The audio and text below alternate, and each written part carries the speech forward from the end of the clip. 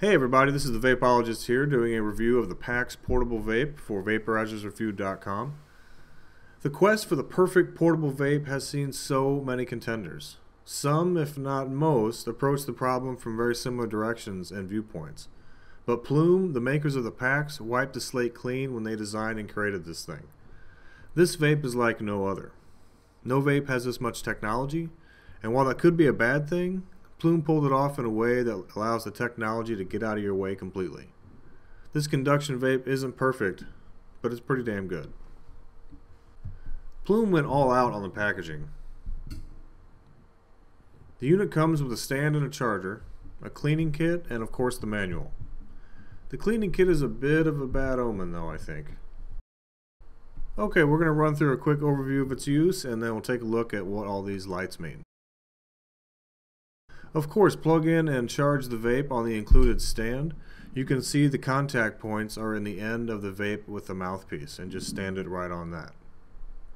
There's no other way to charge this vape, unfortunately. I really do wish that it was USB charging just for the universality of it, if that's even a word. But I'm sure they had to make some tough decisions to keep the design of this thing so clean. When it's fully charged, open the bottom magnetic cap and load with your herbs.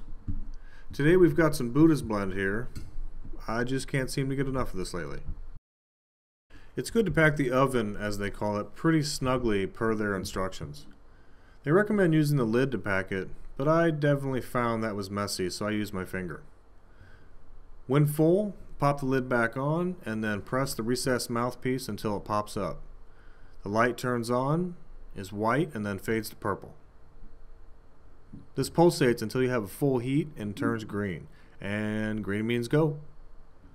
It's important to draw from the packs almost like a cigar, sort of a mouthful at a time.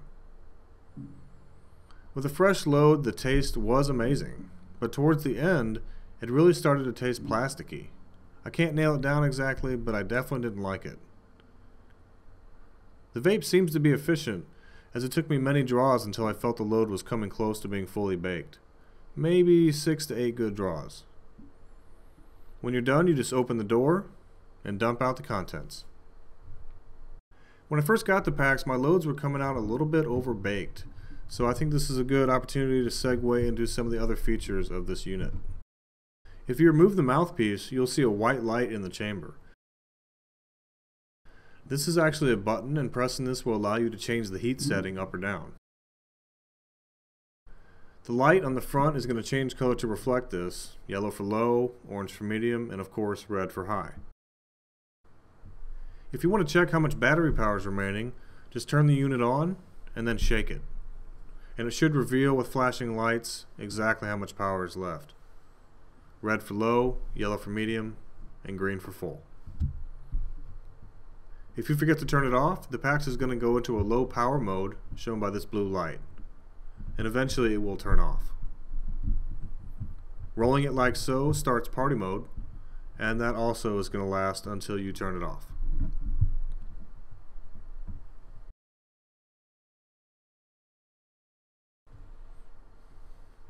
There were a couple things I didn't like about the PAX. I really wish that it would be easier to stir, but with the way they have it set up, it's very difficult. It makes a mess and you'd have to reload it every time.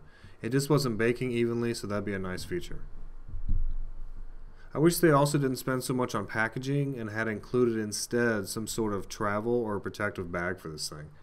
It's anodized aluminum and it's very smooth, and when I took it out of the package, the first thing I did was drop it. This is totally my fault. I wasn't holding on to it tight enough, but it's smooth, and I think that putting some sort of nub or grip or something like that on it would be great. You can't pull very hard with this thing. You have to drink it like you're drinking a shake through a straw. Once you master that though, it's something you get used to, and it's definitely manageable. You just have to go really slow and really low and be patient.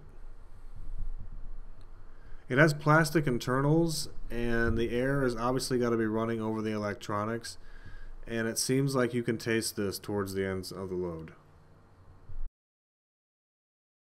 Okay, overall, there's a lot to like about this vape. It's a pretty small unit, it fits in your hand very well. It feels just like an oversized big lighter. You can preload it and turn it on in your pocket, wait for it to warm up, then pull it out and take a draw, turn it back off, and put it back in your pocket all with one hand.